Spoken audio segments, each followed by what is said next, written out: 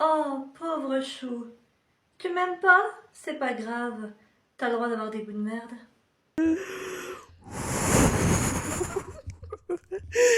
Écoute, meuf, ça fait trop penser à Andy Warhol, ce qu'il avait dit dans les années 70. Tout le monde a besoin de ses 15 minutes de gloire.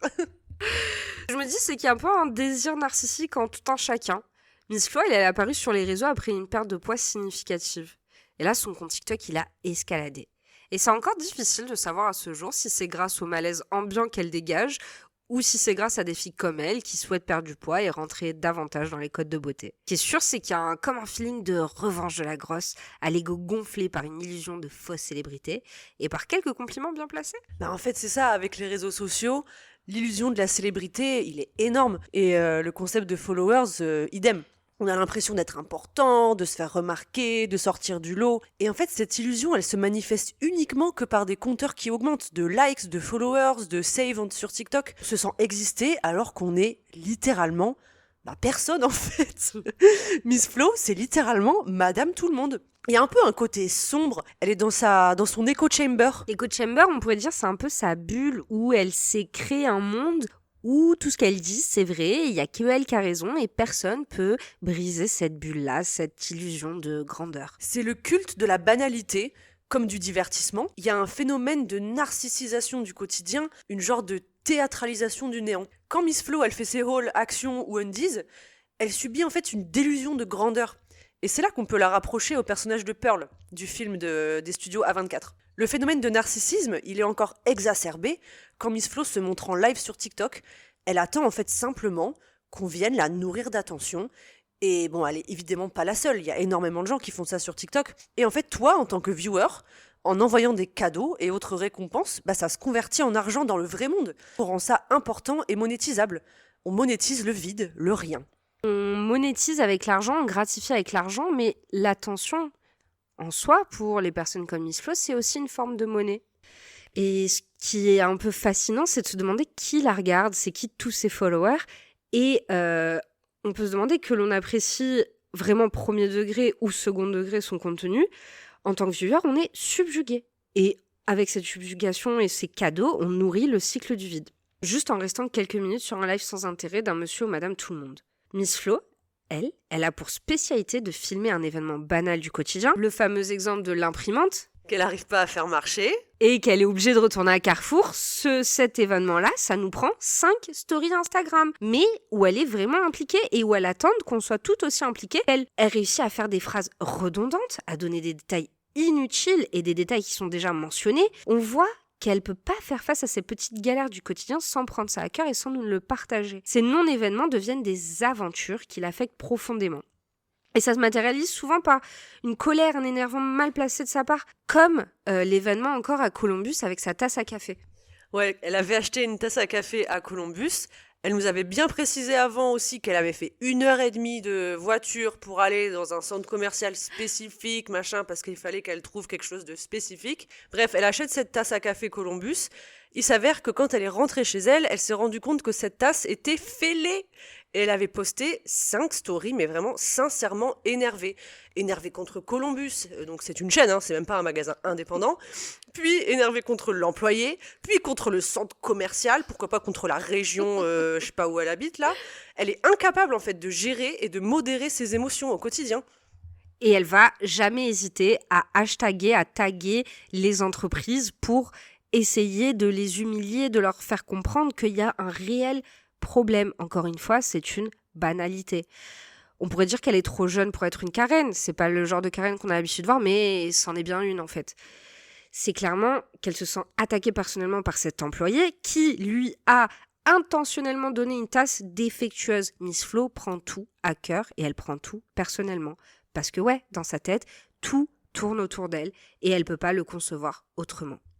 La première catégorie de gens, ceux qui s'identifient au premier degré à ce genre de créateurs de contenu, ils sont catalysés par cette possibilité de rendre leur routine parfaitement banale en un événement monétisable et relatable.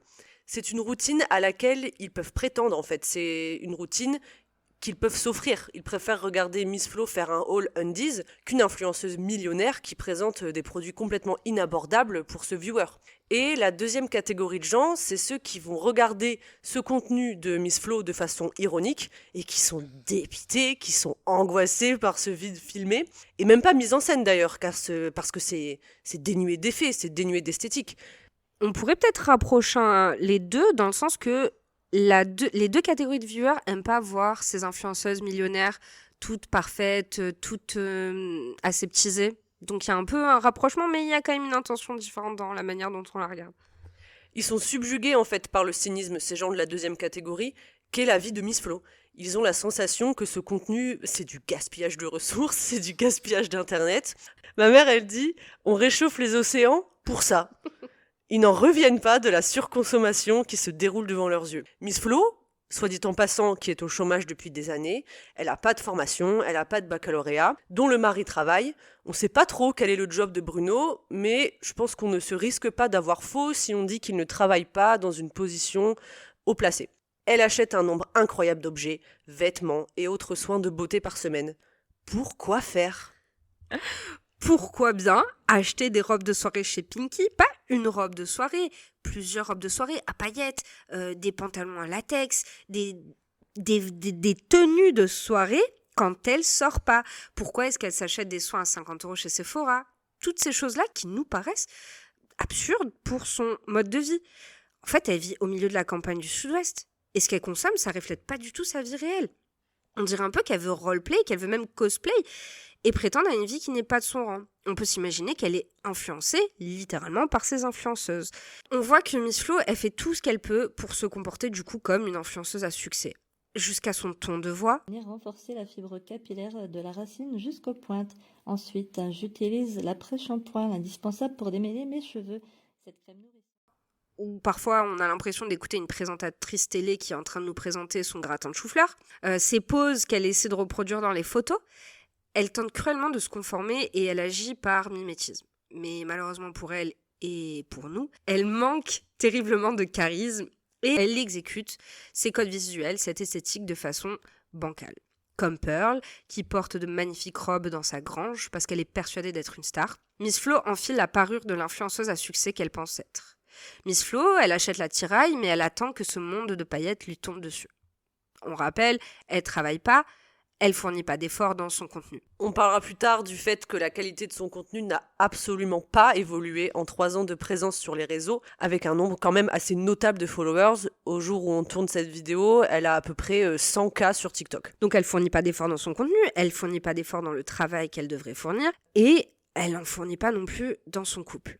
Son couple fait tout de même partie intégrante de sa présence sur Internet, car Bruno, alias Nono, est présent dans les lives, est présent dans les TikTok, et elle n'hésite pas à nous partager les déboires de son couple. Comme Pearl, encore une fois, dont l'ouverture sur le monde se matérialisait en cette fameuse audition, l'ouverture sur le monde de Miss Flo part d'un coup de chance, un coup de buzz, une vidéo virale.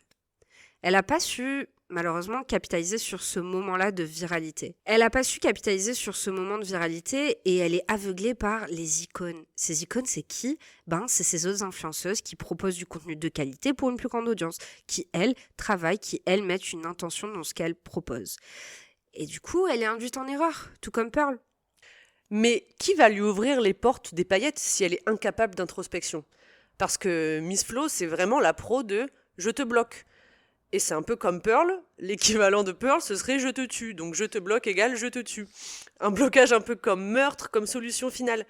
Elle met en scène des émotions assez sombres parfois. On fait référence à la dispute avec Bruno au mois d'octobre 2023, où elle pleurait en live et franchement, elle émettait des paroles assez inquiétantes, un peu en mode suicidaire, quoi. Tu m'aimes, mais ça te pose aucun problème de voir comme ça. C'est trop fort.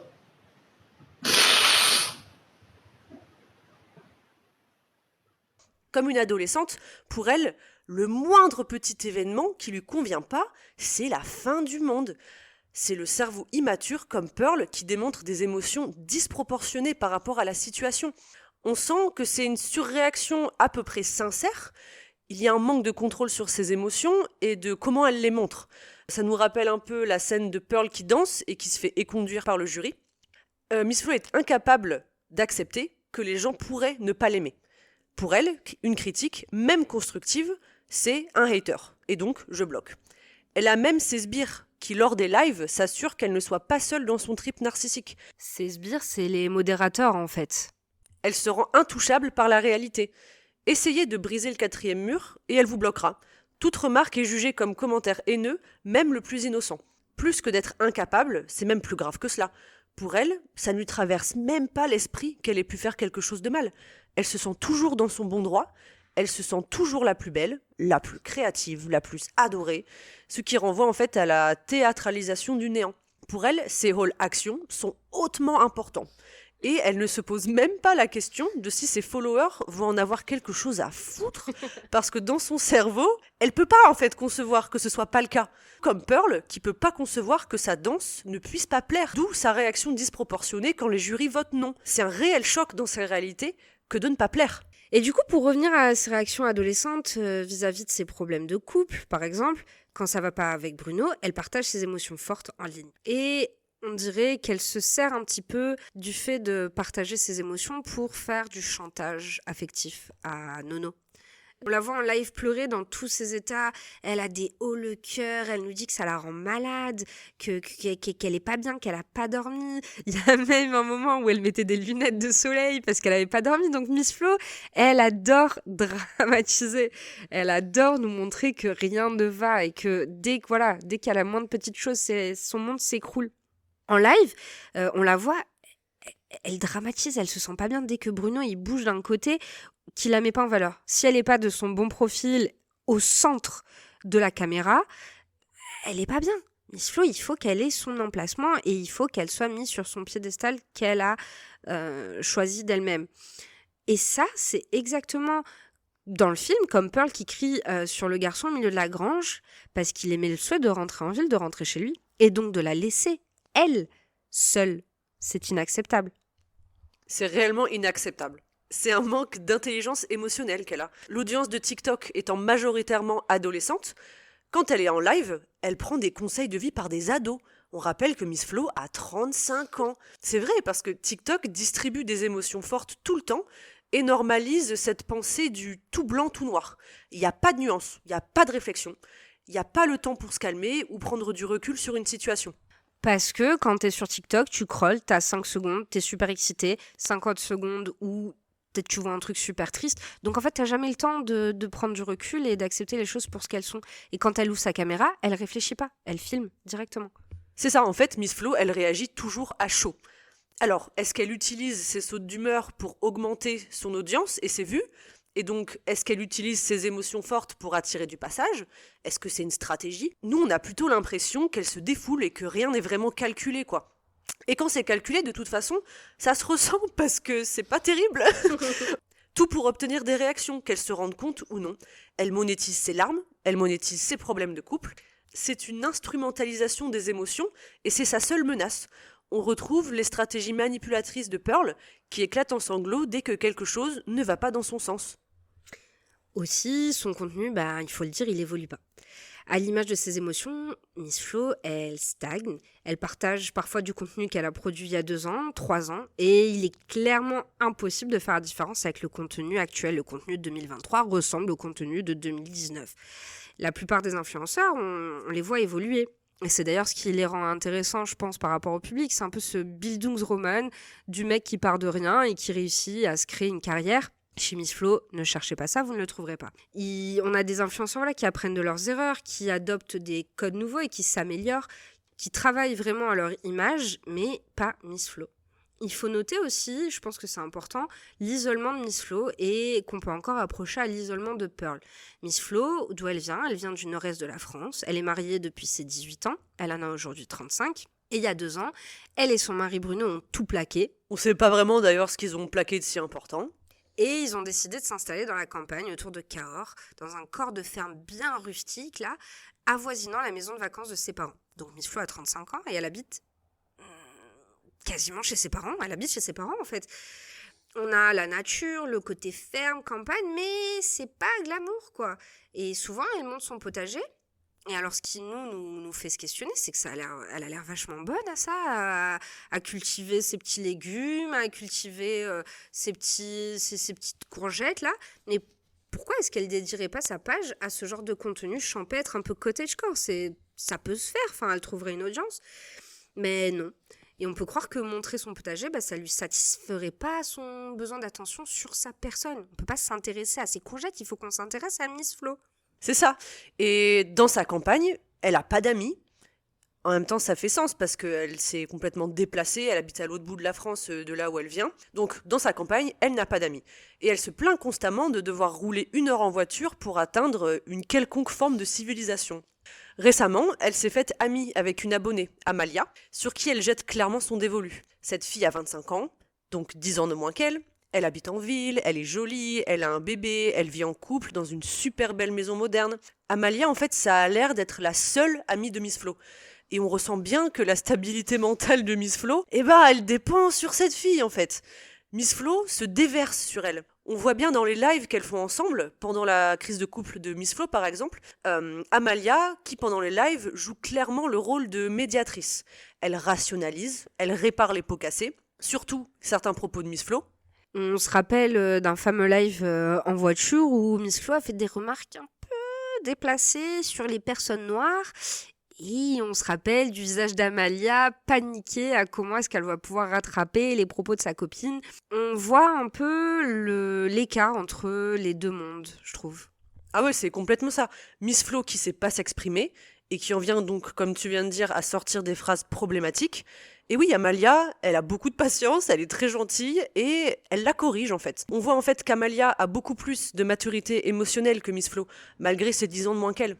On peut voir un parallèle de cette relation en Pearl et sa belle-sœur, qu'elle finit d'ailleurs par tuer, car elle s'est sentie trahie, qu'elle réussisse sans elle. On craint que son entourage, celui de Miss Flo, ne vive avec un couteau sous la gorge, car la moindre erreur pourrait lui faire perdre la tête.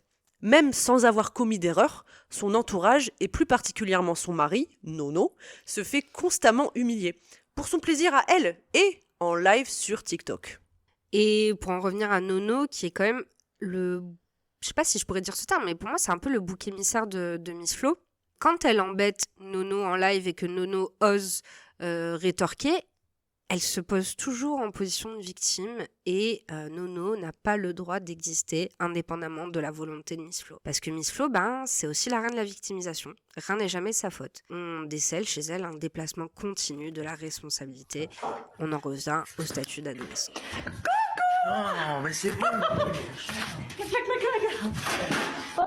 Oh, mais t'es con, toi! Ouais, je vais te forcer. T'es vraiment un abruti, hein? Ouais, mais t'es pas obligé de péter tout, en fait, dans la maison.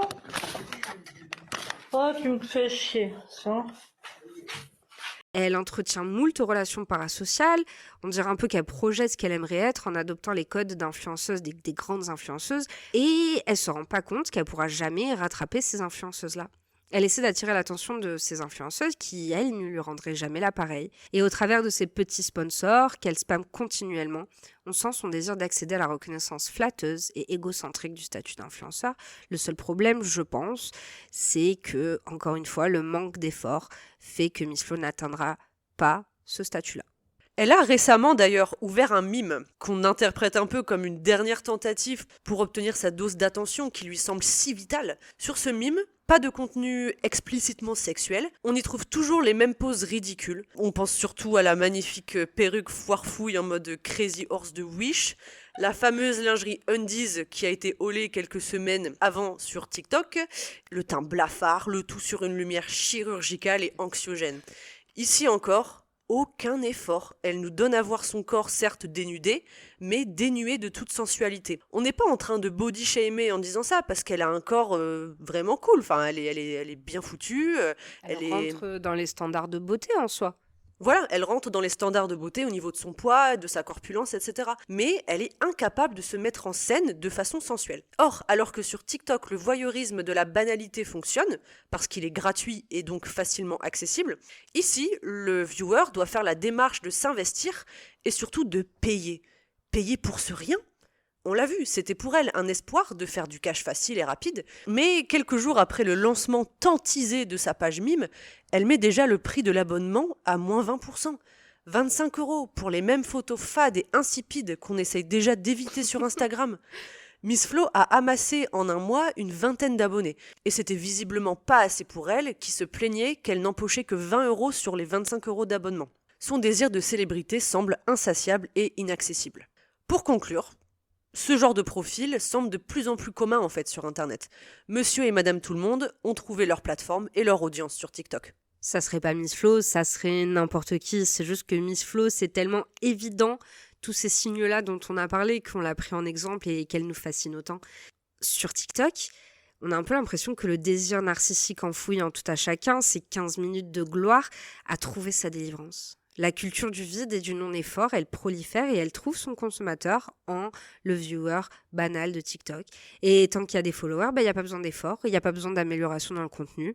C'est la dérive de cette bulle, à sens unique, renforcée par les fans et les cadeaux TikTok, qu'on le veuille ou non, Miss Flo est une star. Mais le jeu en vaut-il la chandelle ? Quelle trace va-t-elle laisser ? Quelles conséquences va-t-elle rencontrer le jour où son audience se sera lassée ?